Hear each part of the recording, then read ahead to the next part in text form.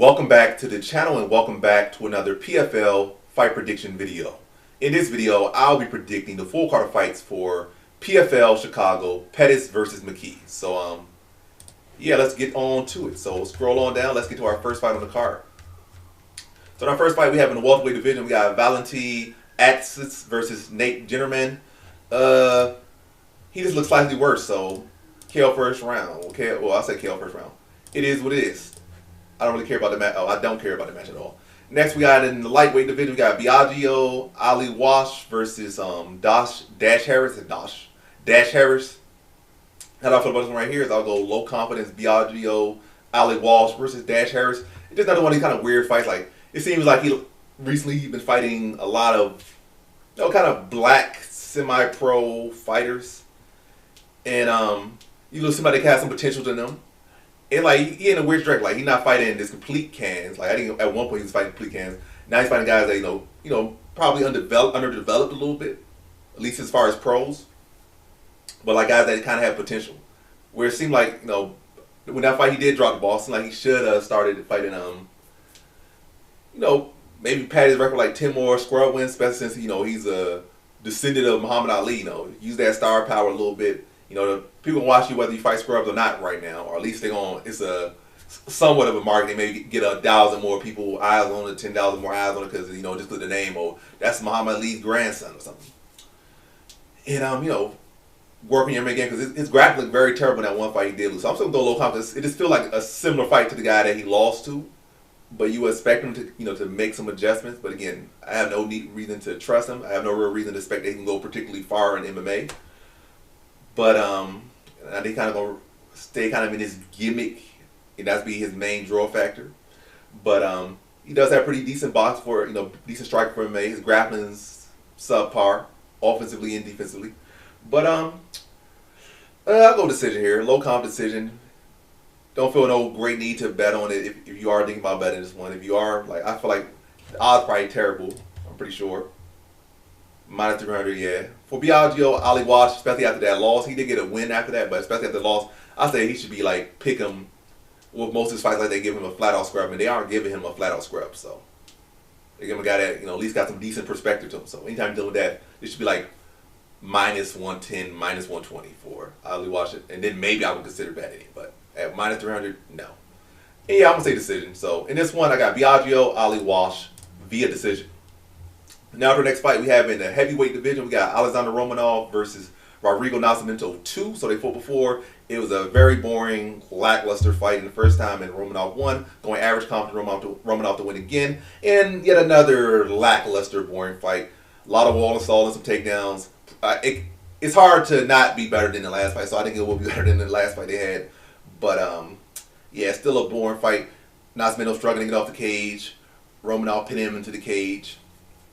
Probably getting more takedowns this time. But a slow, sloppy, laboring hug fest that favored Romanov to yet another victory. So in this one, I got Alexander Romanov via decision. Now for the next fight we have in the women's flyweight division, we got Conor Watanabe. I don't know why I'm talking like this.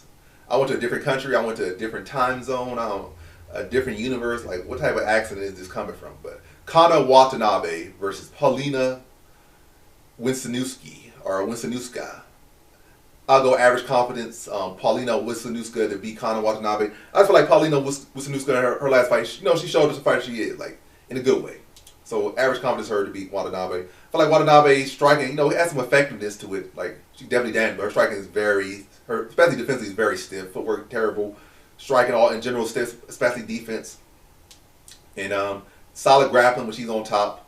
Not too great off her back. I think Paulina Wincenewska can address the grappling as far as not getting taken down as much, or being able to get back to her feet pretty well, or make sure if she does get taken down, she's near the cage and is able to stand back up. On the feet, I think again Wincenewska is a much sharper, more technical striker. I'll say this: I think Watanabe is very tough. I think Wincenewska just a better overall fighter, will be able to address the grappling and just be the much sharper striker and be able to pick apart Watanabe for the better part of 15 minutes. So in this one, I got Paulina Wincenewska via decision. Now for the next fight we have in the welterweight division, we got Omar El Dafri versus James Vake. And how do I feel about this one right here? Is I'll go low confidence Omar El Dafri to beat James Vake. Just feel like James Vake Yeah, this is the guy, the brother of, you know, Israel's son, a training partner. He died. I remember that was like 3-4 years ago or something. But anyway, regardless of that, rest in peace to his brother, or his cousin, or his family member. But yeah, I'll go Dawfree here to beat James Bake. Again, low confidence. I just feel like he's just a much more rounded overall fighter, and that's going to be the key. I think Bake will be tough and competitive, but I think Dawfree will be able to mix it up. That's going to be the difference. I just feel like Bake is pretty one-dimensional, and Dawfree is a pretty solid striker. He can mix up the grabs as well. He's long, he's lanky, crafty, and I think he'll be able to beat Bake to a decision. So, in this one, I got Omar El Dawfree via decision. Now, the next fight we have in the women's flyweight division, we got Jenna Bishop versus Borina Servazi. And how do I feel about this one right here is I'll go average confidence Jenna Bishop to beat Borina Servazi. I think Servazi's a solid talent, but I think, this is a pretty big step up for her in competition. I think she'll get better as her career goes on, but right now I just think Jenna Bishop too much for her. I don't feel like Servazi's striking is all that good, and she's definitely, I feel like, has a big grappling disadvantage. And it's not like Jenna Bishop is a terrible striker. Bishop can strike as well. And she's very tough, very game. Again, so I don't feel like Servazi's takedown defense or grappling or her particular striking, just overall game, I don't feel like it's that fleshed out yet. And I think Jenna Bishop will be able to get to the takedowns, break her down, of course, fight, and ultimately submit her in the second round. So, in this one, I got Jenna Bishop via second round submission. Now, to our next fight, we have in the women's flyweight division, we got Viviane Araujo versus Shauna Young. And how do I feel about this one right here is I'll go average confidence Viviane Araujo to beat Shauna Young. Yeah, Shauna Young, she's a big physical body. She's strong. She's in good shape. Looks the part. But, yeah, I've seen her get out-grappled too many times. Her get out-stroked way too many times. And Araujo is just a much more accomplished fighter than her. I think she has much better conditioning. She's a sharper striker. I think she's a better grappler. I think she's the better overall fighter. But Shauna Young will be, come in tough in game. Enough to hold her own in the fight, but I think Araujo will have a clear edge everywhere this fight takes place and be able to beat Shauna Young to a clear decision here. So, in this one, I got Viviane Araujo via decision. Now, the next fight we have in the featherweight division, we got Gabriel Braga versus Shaden Lealoha. And how do I feel about this one right here is I'll go average confidence Gabriel Braga to beat Shaden Lealoha, or Lealoha, how is Aloha. But, yeah. I think Shaden Lealoha he's shown a good account for himself for the most part in his career. Solid overall fighter. But he hasn't shown me nothing in any particular area that would show that, I feel like, he has such a winning chance against Brock. Like, how does he beat it? I feel like he's a better striker. Is he such a big power puncher? No. Not a big power puncher particularly. Not a more technical striker. Not athletically better. Not a more technical grappler. It's like Braga is better everywhere. I think Braga breaks him down, clubs and subs him in the second round. So, in this one, I got Gabriel Braga via second round submission. Now, the next fight we have in the bantamweight division, we got Rafael Stotts versus Renat Kavalov. And how do I feel about this one right here is I'll go with average confidence Rafael Stotts to beat Renat Kavalov. I think Kavalov is a solid rising prospect, rising contender. But I just feel like he hasn't really fought to this level just yet. And Rafael Stotts has a lot of experience fighting guys at this level. And mostly winning at this level, especially with this style. Like, we lose to Patchy Bix, which is not a loss that lost Adrian pretty bad. But outside that, what he beat Magomedov twice, I believe, or once. He beat that annoying American wrestler like twice. And there's a lot of times it's a very similar fight for the most part. For the most part, wrestling being pretty close. Him slightly edging it, and him particularly having the better striking in those fights that he has won. So he's like 3-1 in these type of fights. So he has fought at a high level, guys that have been world champions outside the UFC in major organizations, have major wins over even Magomedov had a win over Peter Yan. The guys that have fought some of the best guys, beat some of the best guys, have belts in major organizations. Kavalov has not fought these guys. He might have trained with them, but he has not fought them. He has not fought at this level. And Stott still has enough in the tank. I think I'm not gonna say that, cause, yeah. But yeah, he has enough left in the tank to beat a guy like Kavalov at this point in his career. Still think it's tough competitive scrap, but again, Stotts has that experience. I think that's what it comes down to, experience. I think Stotts will once again be able to slightly edge the wrestling and probably outland Kavalov about 10 significant strikes. So tough competitive scrap, a battle of the wrestlers, but Stotts been there, done there, and mostly coming out on top and matches against guys that have been more accomplished, more tested, and gets another win in a similar type matchup. So in this one, I got Rafael Stotts via decision.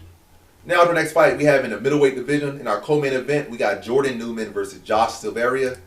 And how do I feel about this one right here is I'll go average confidence Jordan Newman to beat Josh Silveria. So the average confidence is mainly based on momentum. But Silveria still got a lot left in the tank and definitely can upset Newman for sure, upset Newman. But I think Newman is going to be more active, and that's what will come down. He's going to win the wrestling battle, and he's going to do a good job of setting up the takedown, unlike Silveria's past opponent, or his last opponent. And also he's a more actual middleweight than Silveria's last one. Silveria's last one was very good, very strong, but welterweight. Newman is an actual middleweight. He's a more fleshed out fighter. He knows how to blend his striking with his grappling. Obviously, he can get a lot better and needs to get a lot better. If he wants to continue to develop as a fighter and go as far as he wants to go, be champion, probably PFL, want to be champion in UFC. That's what everybody dreams of. So, obviously, he got a lot of room to prove. But to beat Silveria, I think he has it enough. I think he can mix up the striking pretty well. Gets Silveria going back, mixing the takedowns. And I think he grinds out a very competitive decision against Silveria. And I think it's a fight that's going to be tough. Might be close. Could be split, possibly. Could arguably be a fight that he loses on the scorecard, but the judges give it him. It could be that kind of case. Newman definitely a guy I feel like PFL is looking to build upon. I'm pretty sure he's still an undefeated fighter. Yep. Still undefeated fighter, American. Need more guys like this, former collegiate wrestler. So these guys they want to build. In close fight, they probably still going to give it to him. And but yeah, I think it's a great learning lesson for him. And it's going to see, where exactly he's at and, where he can go or where should he go next. Win, lose, or draw this one. But I think he does win it. I think he blends ours pretty well and grinds out a decision to Silveria. So, or grinds out a decision over Silveria. Let me say that correctly. But yeah, in this one I got Jordan Newman via decision. So Jordan Newman via decision. Now to our main event, we have in the bantamweight division, we got Sergio Pettis versus Mitchell McKee. And how do I feel about this one right here is I'll go low confidence Sergio Pettis to beat Mitchell McKee. So Mitchell McKee's a very solid contender, very solid fighter. But I gotta go Sergio Pettis. People kind of say, oh, Sergio Pettis ain't that and all that, or he shouldn't be the favorite, or this guy, this, and that. But yeah, whether he won by inch or mile, or whether you feel like he didn't win that decision or not against Stotts, or whether you feel like he was, if he didn't knock Magomedov out, Magomedov would have won, which is not really a good logic. I mean, it's a fighting day. You get knocked out, you lose. It's not his fault. It is his fault. He knocked you out, but you can't act like you can't take a knockout loss as a win. Like I was winning 10 minutes of that fight before I got knocked out. I was winning 13 minutes of the fight before I got knocked out, so I won the fight. No, you lost. You got knocked out. It's a loss in your record. It's a highlight reel. You get knocked out. That's worse. Like, getting knocked out really worse than losing a decision. You can say, arguably, obvious. Yeah, I don't know. I don't know where I'm going with that, but basically, maybe a competitive decision. You lose, or even a dominant decision. You lose maybe a clear close loss versus a loss you were dominating and you got knocked out in. Yeah, I still say, however you cut it, getting knocked out is worse. Yeah, getting knocked out is worse regardless. But yeah, Sergio Pettis here, low confidence. Mitchell McKee, again, he seemed like a style that has caused both Pettis a lot of issues. Anthony Pettis a lot of issues, Sergio Pettis a lot of issues. But just don't feel like his level of competition has been up to par just yet. And I feel like Pettis, again, he's been in with some good wrestlers, some of the best wrestlers that Bellator and PFL has to offer in Stotts and Magomedov in recent fights, and he's come out victorious. That's key factor here. And it's not like Pettis is like 35, 36. He's still like 32, 33. So he got some left in the tank. He had some good wins over the even in Bellator and PFL. He had some losses in over well, but I said it in a tweet before. Like Pettis, low key has, under the Bellator roster, it's not even low key. High key, he has the best resume of anyone in it right now in PFL. Not saying he's the best guy in PFL, but resume wise, he has the best wins of anybody in PFL by far. Not saying he's best, but yeah. So Pettis has been there. He's been tested. Mitchell McKee's stepping up to this level, and I'll say like third round TKO for Pettis. I think Mitchell McKee will have some success, but I think he's not gonna have the success that he thinks he's gonna have. I think he's gonna struggle more than he thinks he will with the wrestling. Pettis probably be stronger, a little craftier than he thinks he is, in the wrestling department. Gonna be a lot quicker, a lot sharper. And then at times, McKee's gonna be caught. He's gonna have to come into that striking range. And he's gonna get his legs chewed up, be getting caught with little short hooks and buckle, trying to get into the inside with his wrestling. And then this fight goes on. Like, he's going to struggle with the wrestling more than he think he is. It's going to be harder for him to keep Pettis down than he think he is. And Pettis going to pop up a little bit more than he thinks he is. And Pettis going, when he on feet, be chewing the leg up, chewing the body up.